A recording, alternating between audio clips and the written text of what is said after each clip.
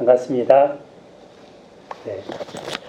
우리 주변을 보면 그 농도와 빈도의 차이는 있지만 불안과 장래에 대한 두려운 마음, 그래서 그 하나님을 떠나거나 하나님과 멀어진 사람들은 그 마음을 이렇게 다 가지고 있는 것을 볼 수 있습니다.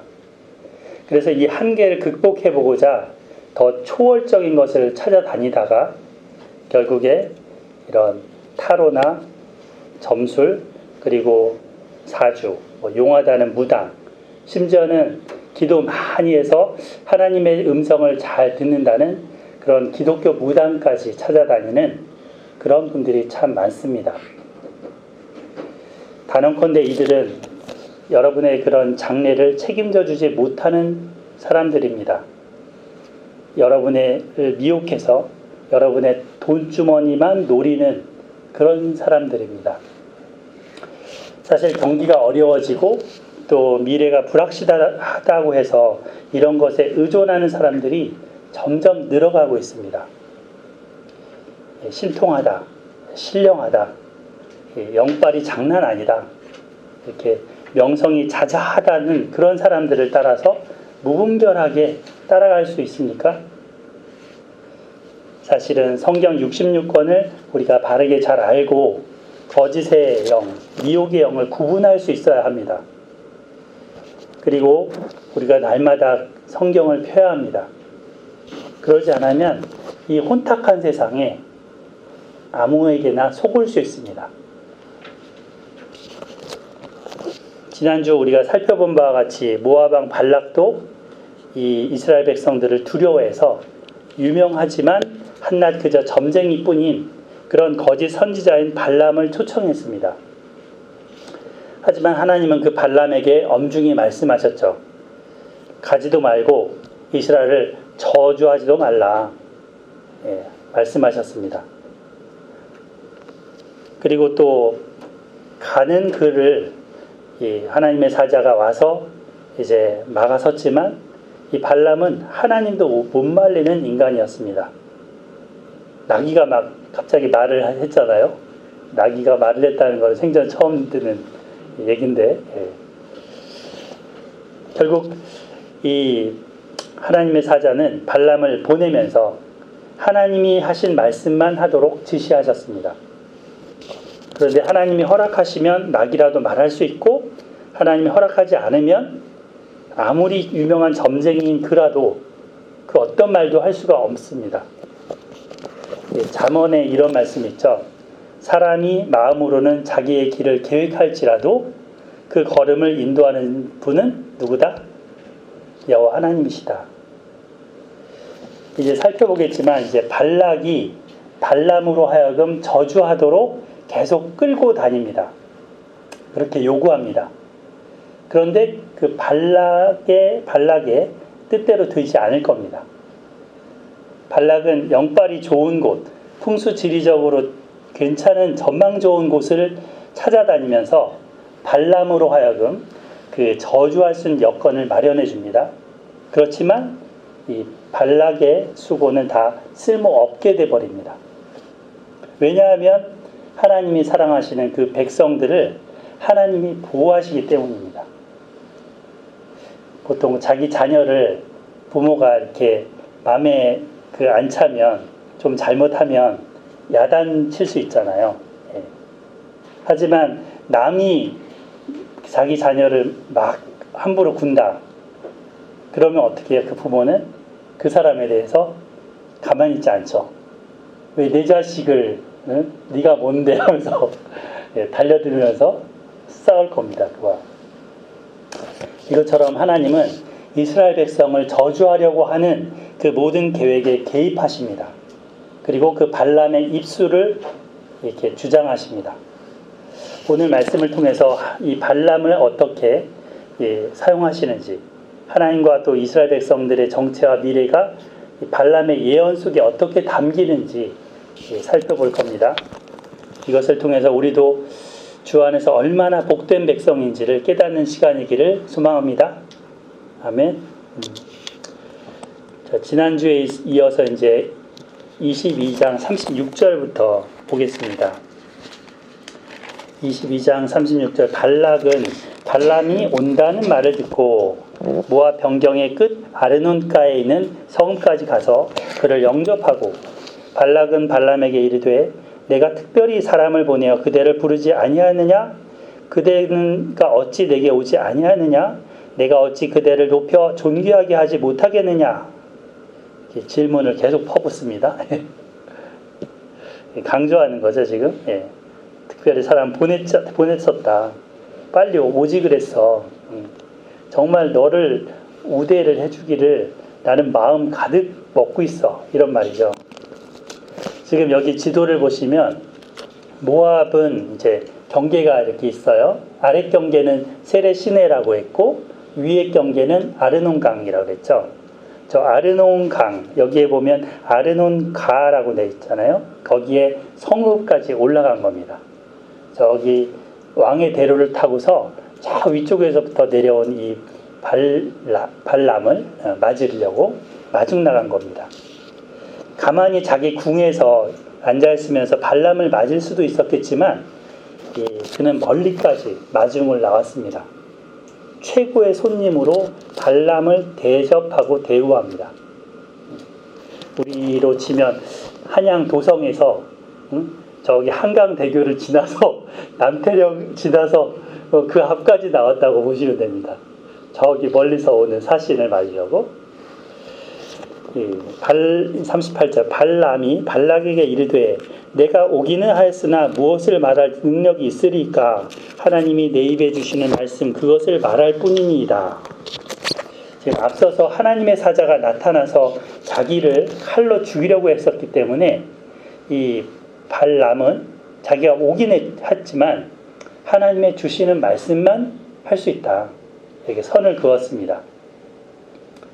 이 말을 듣는 발락은 어떻게 이게 들릴까요?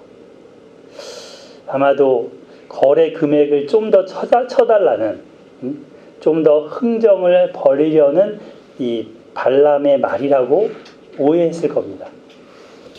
39절 발람이 발락과 동행하여 기럇 후솥에 이르러서는 발락이 소와 양을 잡아 발람과 그와 함께한 고관들을 대접하였더라.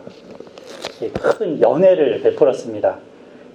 뭐 가수들도 부르고 뭐 연주하는 연주인들도 막 불렀겠죠. 풍악을 울려라 그러면서 상다리는 휘어지게 음식을 차려놓고 맛있는 소와 양의 부위를 건네주면서 건배도 하고 당신이 정말 내가 부탁하는 저주만 잘해준다면 원하는 건 뭐든지 해주겠어. 말만 하시오 하면서 자 건배 뭐 그래서 짱 하고 했을 겁니다. 이 두 사람의 마음이 하나님을 대적하는 그 악한 것을 위해서 서로 이렇게 뜻을 맞아서 이 자리에 뭉쳤습니다. 발람은 뭘 원합니까? 발락이 줄 돈을 원합니다. 발락은 뭘 원합니까? 발람이 해줄 그 저주, 이스라엘 향한 저주를 원합니다. 근데 이 장면을 누가 보고 계실까요? 우리 하나님이 보십니다. 하나님은 그들의 계획대로 되지 않도록 해가실 겁니다. 이제 나올 발람이 신탁 그 예언을 받아서 말하는 내용이 나올 건데 몇 번 나옵니까? 4번. 예진자매님 4번. 네. 총 4번 나옵니다. 이 발람이 발락의 요구대로 안 해주니까 이제 한 번 해도 될 건데 이게 2번, 3번, 4번까지 가는 거죠. 한 번으로 끝날 때. 장소를 바꿔가면서 계속 요청했기 때문입니다. 우리 22장 그 앞부분에서 보면 이 발람의 그 나귀가 그 장소를 바꿔가면서 발람의 나귀가 길을 이렇게 벗어났잖아요. 오다가. 그래서 포도밭으로 이렇게 들어갔었죠. 그때 좁은 골목으로 자꾸 들어서니까 발람이 나귀를 채찍으로 때리고 또 이쪽으로 더 가니까 또 발을 막 짓이기니까 또 때리고 그러다가 막대기로 때리고 막 이랬었죠. 이렇게 채찍과 막대기로 때리면서 자기의 원하는 길로 이렇게 나오려고 했던 그 발람처럼 여기서는 발락이 자기가 원하는 소리를 듣기 위해서 발람을 이리저리 끌고 다닙니다. 결국은 발람은 발락의 뭐가 된 거예요? 뭐가 된 거예요? 저 위로 치면 나귀가 된 거죠. 발람은 발락의 나귀가 된 겁니다. 모압 왕 발락은 앞선 이야기에서 앞못 보는 나귀를 때려댄 또 그 뭐가 된 거예요? 멍청한 발람 같은 자가 된 겁니다.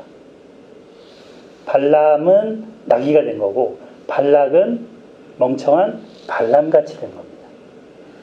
이게 앞에 이 나귀 이야기가 복선을 깔아주었습니다. 지혜롭다고 여기지만 결국은 나귀만도 못한 두 인간 군상의 모습을 보여주고 있습니다.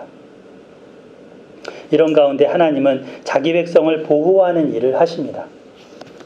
발람은 발락의 강요에 의해 3번의 예언을 받아서 전해줍니다. 그리고 발락과 헤어지기 전에 마지막으로 한 번 더 예언을 합니다. 이것을 통해서 하나님은 우리에게 뭘 가르쳐 주시고자 이렇게 성경에 발람 이야기를 자세하게 그 예언들도 자세하게 다 써놓았을까 생각해 보면서 찬찬히 살펴보겠습니다. 성경에 그냥 왜 써놓진 않잖아요. 발람 얘기 분량이 꽤 커요. 민수기에서. 이 예언과 축복문에 담긴 하나님의 마음, 하나님의 뜻을 알아보겠습니다. 자, 첫 번째 신탁은 22장 41절부터 23장 12절까지입니다. 41절 아침에 발락이 발람과 함께하고 그를 인도하여 바알의 산당에 오르매 발람이 거기서 이스라엘 백성의 진 끝까지 보니라. 이들이 아침 일찍 등산을 합니다. 그 첫 번째 장소로 갔는데 이들이 어디 갔다고요? 바알의 산당. 바알의 산당에 올랐습니다. 이방인 신인 이 바알한테 제사 드리는 산당인 거죠. 그리고 발람은 저 아래에 이스라엘 백성들이 진을 치고 있는데 그 이스라엘 전체를 그 진을 다 볼 수 있게 이제 되었습니다. 진 끝을까지 다 보았습니다. 엄청나게 많은 진이 이제 아벨 시딤이라는 그 모압 평지에 쫙 깔렸습니다. 지도를 보시면 여기가 모압 평지 진영이라면 바알 산당에서 이렇게 내려다본 거죠. 약간 서북쪽으로. 23장 발람이 발락에게 이르되 나를 위하여 여기 제단 7을 쌓고 거기 숫송아지 7마리와 순양 7마리를 준비하소서 하매 여기 와서 나를 위하여 이 백성을 저주하라 라고 발락이 옛날에 얘기했잖아요. 그런 것처럼 발람도 나를 위하여 제단을 쌓으라 라고 요청합니다. 나를 위하여. 이 말이 참 하나님 대적하는 사람들의 단어죠.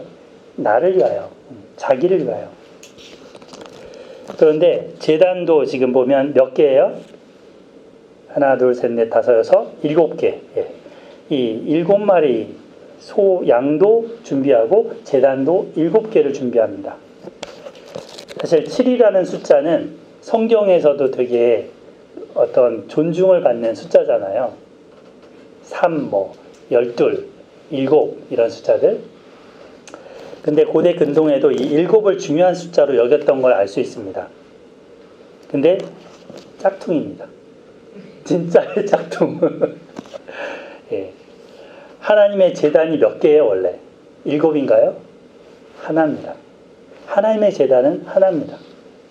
근데 7을 지금 제단을 쌓게 합니다. 자기 멋대로인 거죠. 많으면 좋을 줄 알고. 다다익선 이런 거. 자, 2절 발락이 발람의 말대로 준비한 후에 발락과 발람이 제단에 숫송아지와 순양을 드리니라. 소와 양이 이제 불태워져서 희생을 당했습니다. 이 제물은 영매인 그 발람에게 신이 오도록 초대하는 그런 방식이었습니다. 이 발람이 3절 보면 발락에게 말하죠. 당신의 번제물 곁에 서 계세요. 나는 저쪽으로 가겠습니다. 저쪽으로 가서 있을 테니 여호와께서 혹시 나한테 오셔서 나를 만나시리니 그가 내게 지시하는 것은 나중에 다 당신에게 알려주겠습니다. 라고 말했습니다. 그리고는 어디로 갔어요? 언덕길로 갔습니다. 지금 제단 곁에는 발락과 그 신하들이 있는 거고요. 발람 혼자 옆길 언덕길로 올라간 겁니다. 자, 이 발람이 발락을 떠나서 혼자 여호와 하나님을 만나러 갔는데 4절 보면 하나님이 발람에게 임하셨습니다.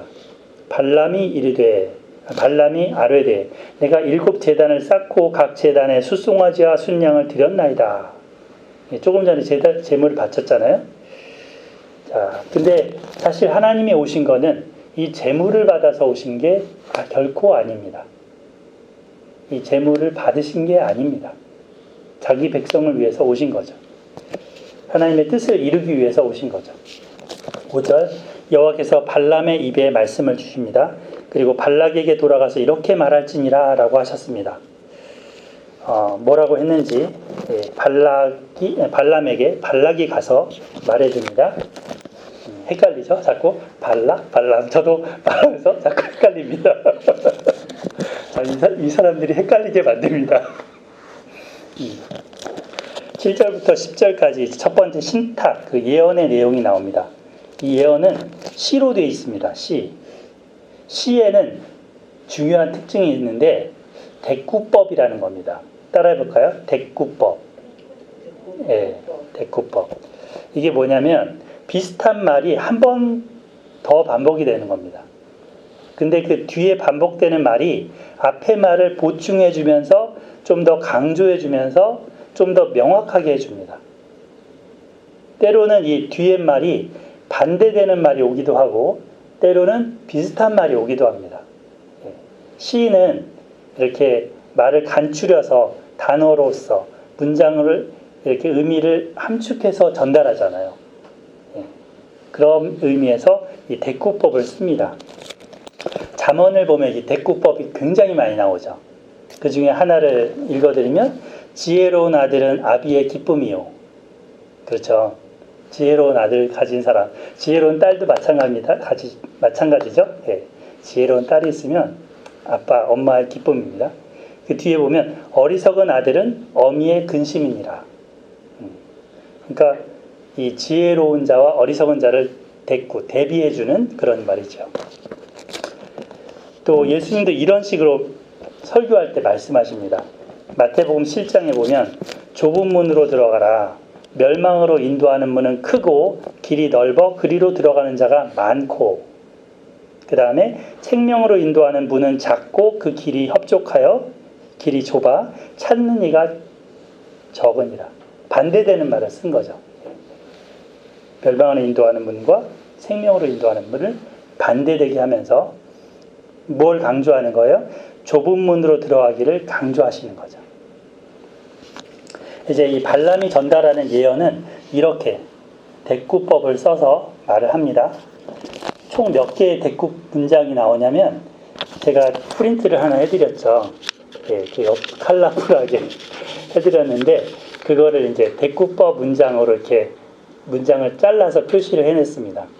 그래서 이렇게 세보면 총 7개의 문장으로 되어 있습니다. 7절 보겠습니다. 발람이 예언을 전하여 말하되 발락이 나를 아람에서 모압 왕이 동쪽 산에서 데려다가 이르기를. 지금 이것도 대꾸법이죠.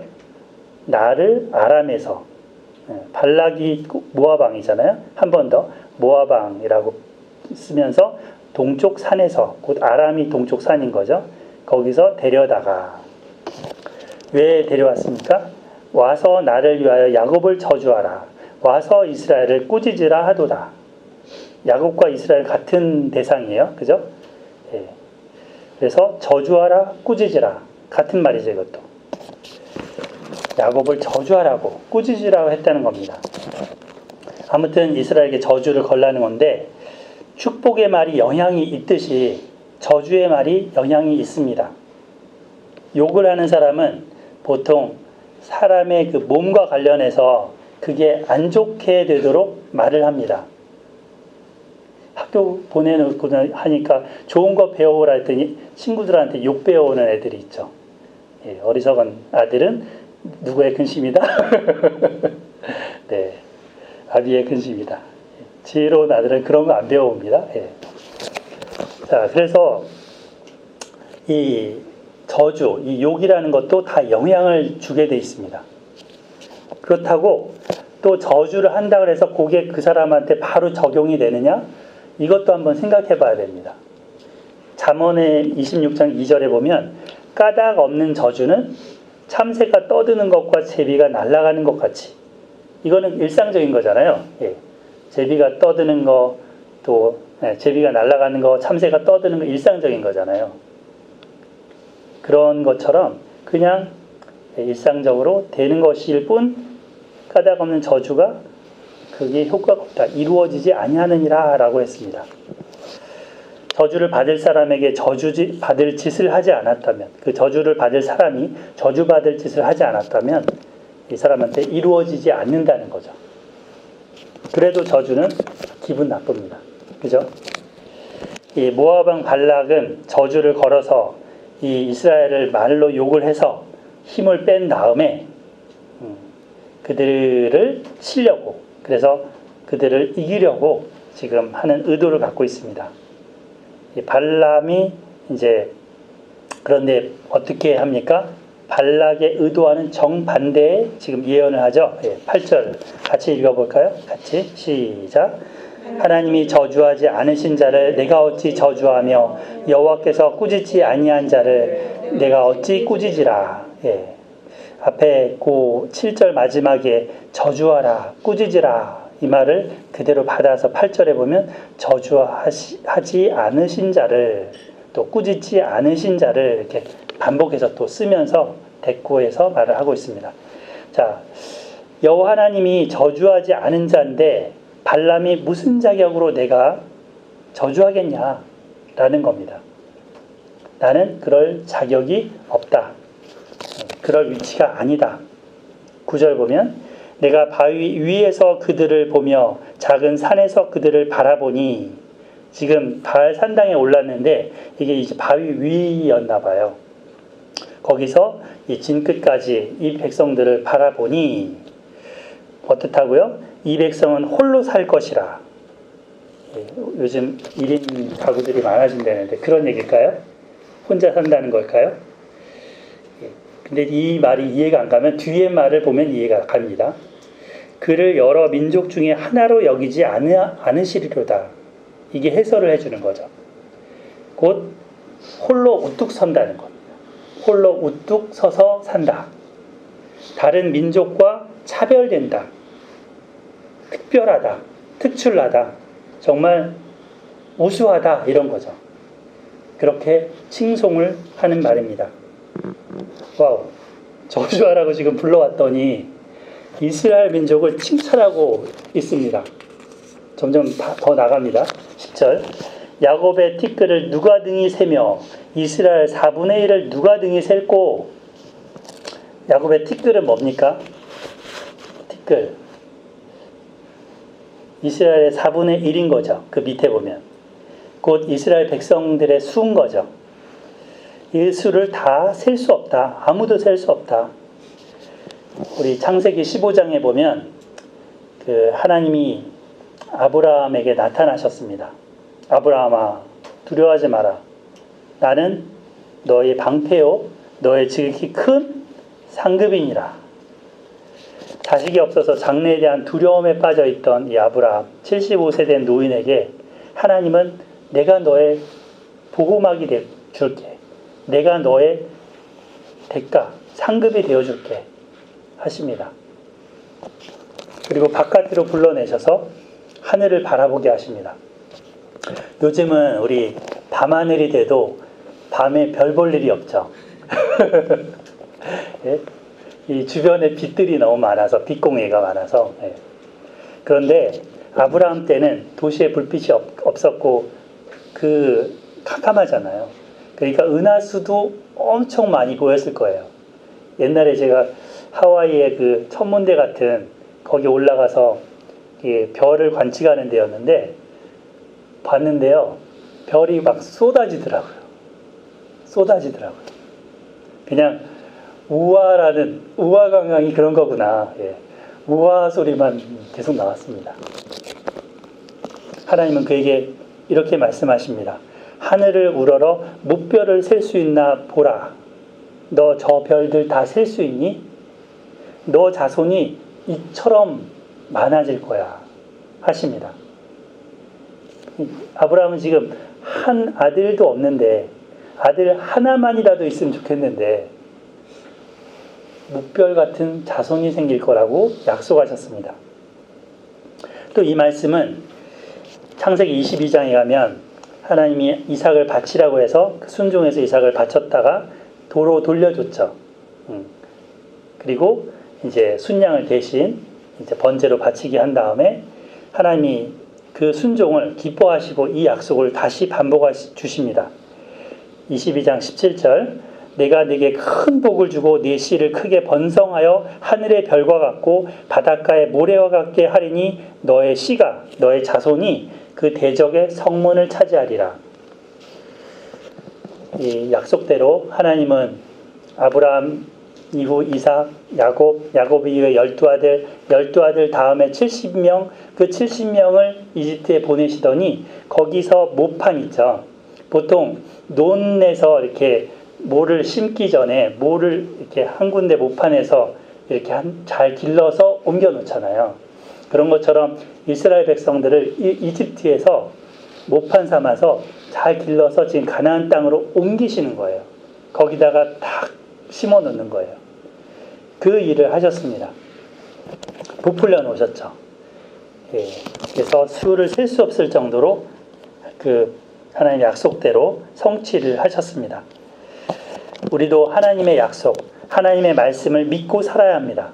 아브라함은 그 하나님을 믿었습니다.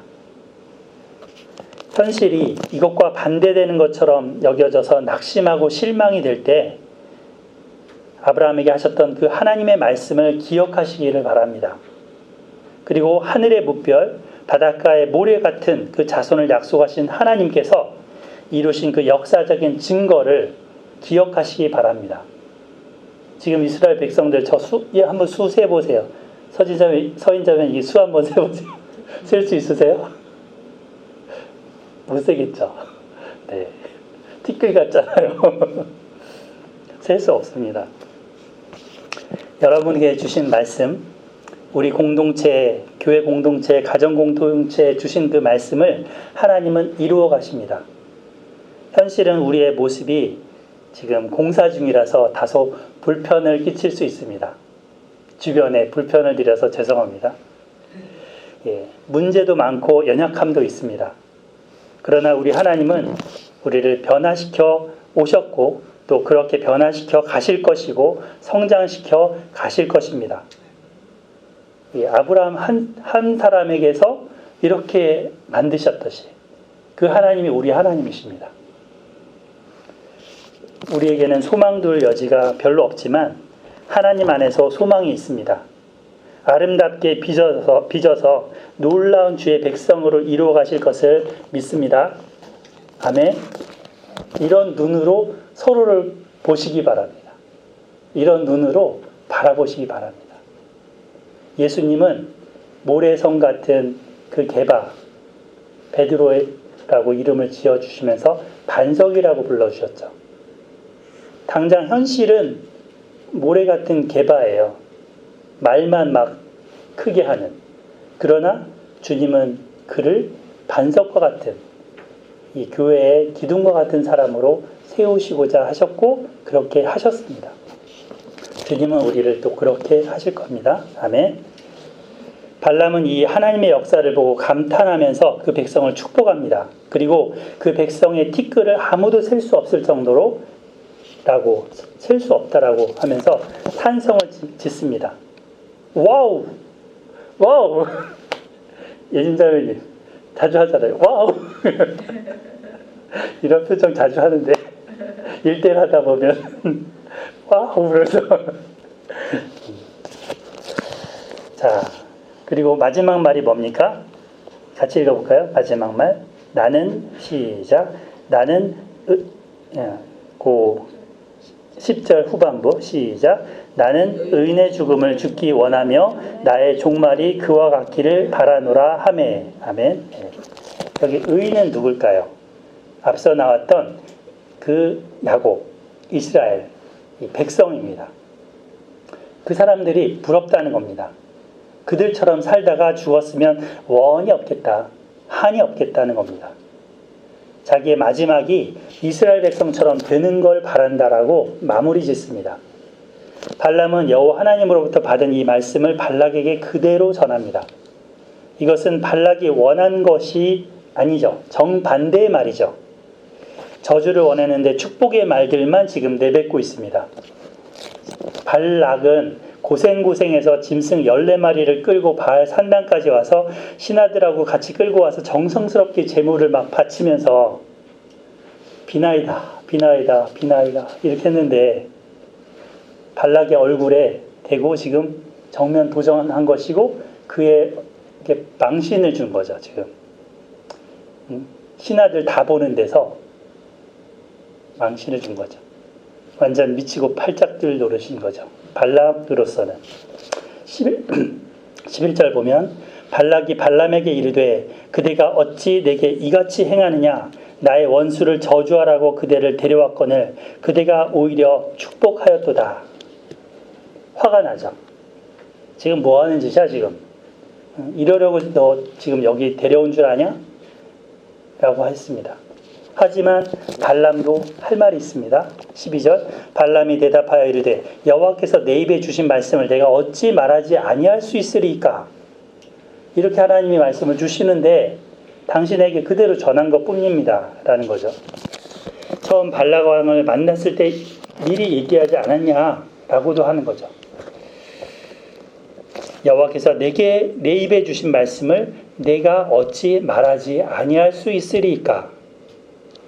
우리는 이 발람의 말을 새겨볼 필요가 있습니다. 사도 바울도 하나님께서 주신 복음을 전하지 않으면 내가 화가 있다라고 고린도전서에서 말했습니다. 우리는 듣지 못하는 벙어리 개같이 돼서는 안 됩니다. 헛된 말, 그리고 세상적인 엉뚱한 말만 하면서 세월을 보내서도 안 됩니다. 주님이 내 입에 주신 말씀, 마음에 담아주신 그 말씀을 말하면서 살아야 합니다. 마지막 유언과 같은 그 디모데 후서에서 바울은 디모데한테 이렇게 권면합니다. 하나님 앞과 살아있는 자와 죽은 자를 심판하실 그리스도 예수 앞에서 그가 나타나실 것과 그의 나라를 두고 엄히 명하노니 너는 말씀을 전파하라. 때를 얻든지 못 얻든지 항상 힘쓰라. 범사의 오래 참음과 가르침으로 경책하며 경계하며 권하라.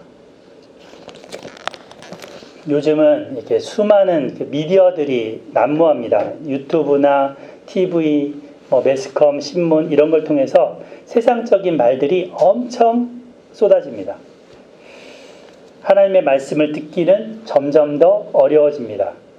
사람들은 자기 귀에 달콤한 소리만, 자기를 위한다는 말만 듣고 싶어 하고 그것만 듣습니다. 이 알고리즘이 있죠. 자기가 좋아하는 알고리즘만 뜨잖아요. 그러나 발람은 발락에게 그가 듣고 싶어하는 말을 하지 않습니다. 하나님이 발람에게 주신 말씀을 전합니다. 그는 비록 거짓 선지자로 나중에 가지만 중간에서 이 모습은 보고 배울 점입니다. 우리도 사람들이 듣고 보고 싶어하는 것만 그런 말이 아니라 회개하고 돌이켜서 생명을 얻을 수 있는 말, 진리의 말을 해야 합니다. 또 이런 말씀을 들어야 합니다. 그것이 우리가 할 수 있는 진짜 사랑입니다. 듣든지 아니 듣든지 그 은혜 속에서 진리를 말해야 합니다. 아멘. 여호와께서 내 입에 주신 말씀을 내가 어찌 말하지 아니할 수 있으리까? 우리는 이 발람이 하는 말을 새겨야 되겠습니다.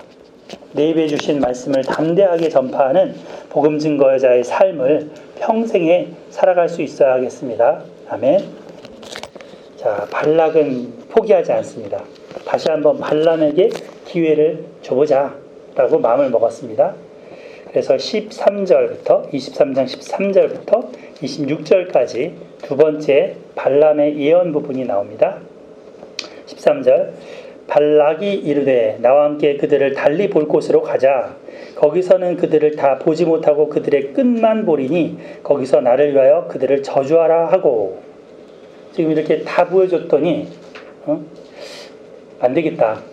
조금만 보여주고 이제 뭔가 예언을 받아야 되겠다 싶어갖고 다른 부분으로 다른 곳으로 데려가려고 하죠. 어디로 데려갑니까? 14절 소빔들로 인도하여 비스가 꼭대기에 이르러 7 제단을 쌓고 각 제단에 숫송아지와 순양을 드리니. 소빔들이라는 데로 갔죠.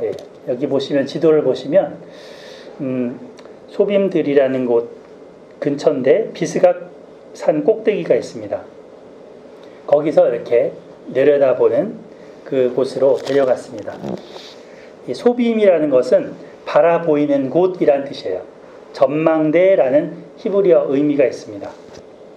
산 꼭대기에 올라가는데 이제 참 아래가 쫙 펼쳐져 보이겠죠.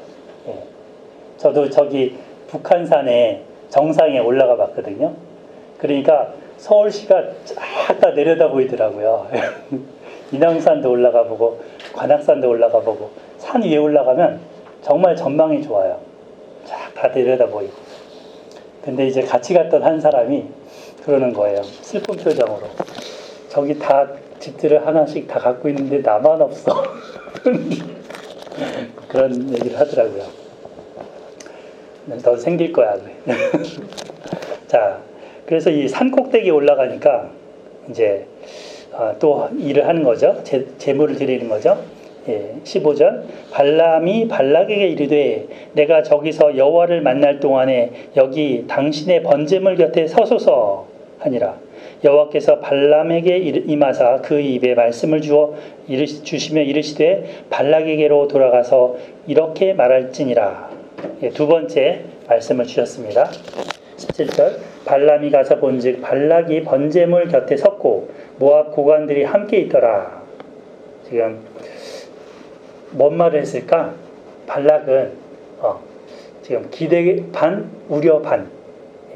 가만히 앉아서 발람이 하는 말 듣기 전에 먼저 물어보자. 여기 보면 여호와께서 무슨 말 하시더냐? 귀를 쫑긋. 자, 여기서는 이제 총 11개의 대꾸 문장이 또 예언으로 나옵니다. 18절 발람이 예언하여 이르기를 발락이여 일어나 들을지어다. 십볼의 아들이여 내게 자세히 들으라. 귀를 쫑긋 열면서 들으라고 강조하죠. 자, 하나님이 어떤 분이신지 말합니다. 19절 하나님은 사람이 아니시니 거짓말을 하지 않으시고 인생이 아니시니 후회가 없으시도다.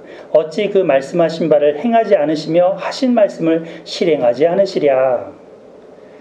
이 인간과 다르다는 거예요. 하나님은 인간과 성품이 다르다는 것을 강조합니다. 인간은 자기가 불리해지면 거짓말도 합니다. 그죠? 그러나 그런 사람과 다르다는 겁니다. 자기 편리에 맞춰서 말을 바꾸는 그런 인간과 다르다. 그래서 그 입에서 하셨던 말씀을 그대로 실행한 분이시다 라고 합니다. 우리 아브라함도 봤죠? 아브라함에게 하신 말씀을 그대로 실행하셔서 지금 백성들을 만드셨다고요. 자, 하나님께서 주신 말씀이 뭡니까? 이 20절 내가 축복할 것을 받았으니 그가 주신 복을 내가 돌이키지 않으리라. 축복하라는 명령을 하셨다는 겁니다. 발람 자신도 이스라엘 축복한 것에 대해서 후회가 없으신 그 하나님의 말씀을 자기가 바꿀 수 없다. 바꾸지 않겠다라고 합니다. 내가 돌이키지 않으리라. 하나님 하신 말씀을 이 축복을 저주로 돌려서 말하지 않으리라. 21절 야곱의 허물을 보지 않으시며 이스라엘의 반역을 보지 아니하시는도다. 자기 백성을 감싸고 도신다는 의미죠. 그 백성들의 허물과 약점, 반역 이런 것을 눈 감고 안 보려고 하시는 분이시다. 하나님 오래 참으시잖아요. 그죠? 잘못했다고 바로 너 잘못해서 바로 야단치는 게 아니고 오래 참으시는 분이시잖아요. 여호와 그들의 하나님이 그들과 함께 계시니 왕을 부르는 소리가 그 중에 있도다. 여기서 이 왕은 누구시죠? 그 바로 앞에 나오죠. 여호와 그들의 하나님. 그 왕 되신 하나님을 부르는 소리가 그 백성들 가운데 있다는 거예요. 그 소리는 쇼파르예요. 그러니까 쇼파르가 나팔이죠. 뿔나팔. 이 나팔로 부르잖아요. 하나님 행진할 때 부르고 멈출 때 불고 하면서 하나님 우리에게 오소서, 우리를 인도하소서. 모세의 기도가 있죠. 그런 것처럼 하나님을 임재를 요청하고 기도합니다. 하나님은 그들과 함께 하십니다. 22절 하나님이 그들을 애굽에서 인도하여 내셨으니 그의 힘이 들소와 같도다. 들소 보셨어요? 여기 이제 비스가산인데요. 들소가 이렇게 생겼어요. 직접 보신 적은 없을 수도 있어요. 뭐 동물원 가서 볼 수 있죠. 이 들소는 성질이 굉장히 사납습니다. 또 힘도 강합니다. 그래서 가축으로서는 길들이기가 어렵습니다. 소는 길들이지만 들소는 버팔로 같은 이 들소는 정말 사람이 어찌할 수 없는 거죠. 뿐만 아니라 사자 같은 그 짐승하고도 대적을 하는 그런 짐승입니다. 이 발람은 하나님을 이러한 들소와 같은 강력한 힘을 가지신 분으로 묘사를 합니다. 그 하나님이 어떻게 하셨다고요? 이집트에서 그 백성을 이끌어내셨다고 했습니다. 맞죠? 10가지 재앙으로 바로의 그 완강한 고집을 꺾으시고 그 이스라엘 백성들의 종되었던 노예되었던 그 백성들을 강한 손으로 끄집어 내셨잖아요. 23절 야곱을 해할 점술이 없고 이스라엘을 해할 복술이 없도다. 하나님은 그들과 함께 하시기 때문에 그 어떠한 점이나 복술로도 그들을 해코지할 수 없다 합니다. 이때 야곱과 이스라엘에 대하여 논할진대 하나님이 행하신 일이 어찌 크냐 하리로다. 그저 하나님이 하신 일을 찬양할 수밖에 없다. 위대하신 하나님을 높이는 그 찬양의 말밖에는 안 나온다. 위대하신 우리 하나님, 놀라우신 하나님, 영광을 받으시옵소서. 이런 말밖에 할 수 없다는 거죠. 더군다나 이 이스라엘이 어떻다고 합니까? 24절부터 나옵니다. 같이 한번 읽어봐요. 24절 시작. 이 백성이 암사자같이 일어나고 숫사자같이 일어나서 움킨 것을 먹으며 죽인 피를 마시기 전에는 눕지 아니하리로다 하매. 이게 이제 사자죠. 이 사자는 육식 동물의 왕입니다. 초원이나 밀림에서는 사자를 당해낼 동물이 없습니다. 먹잇감을 한번 잡으면 놓지 않습니다. 그 강한 이빨로 꽉 물고 계속 도망가는 기린이 됐건 노루가 됐건 그 목덜미를 물고 계속 쫓아갑니다. 그래서 그 움킨 것을 먹죠. 그리고 그 죽인 피를 마십니다. 이렇다면 이 모압은 이 백성이 이 사자 같다면, 이런 사자 같다면 모압은 이런 사자 같은 이스라엘 백성을 대항할 수 있습니까? 없습니다. 대항하려고 한다면 뼈도 못 추릴 겁니다. 그들이 정말 피할 곳을 숨을 곳을 찾아야 할 것입니다. 이 발람의 말은 점점 더 발락의 마음을 더 불안하게 어렵게 만들고 있습니다. 25절 발락이 발람에게 이르되 그들을 저주하지도 말고 축복하지도 말라. 무슨 말이에요? Shut up. 그만 말해. 입 닥쳐. 저주 안 해도 되니까 축복도 하지 마. 자, 이 정도 됐으면 정말 그 발람도 그만둘 뻔하고 이렇게 돌아가야 되는데 계속 나가요. 두 사람은. 발람이 아까 했던 말 그대로를 또 반복합니다. 발람이 발락에게 대답하여 이르되 내가 당신에게 말하여 이르기를 여호와께서 말씀하신 것을 내가 그대로 하지 않을 수 없다고 하지 아니하더이까. 참 발락이 약이 오르고 분이 차오르는 대답인 거죠. 참 그래도 2판 4판 3세판은 해봐야 되지 않나. 마지막으로 한 번 더 발람에게 기회를 줘보자 했습니다. 또 다른 산으로 이제 찾아서 장소를 옮깁니다.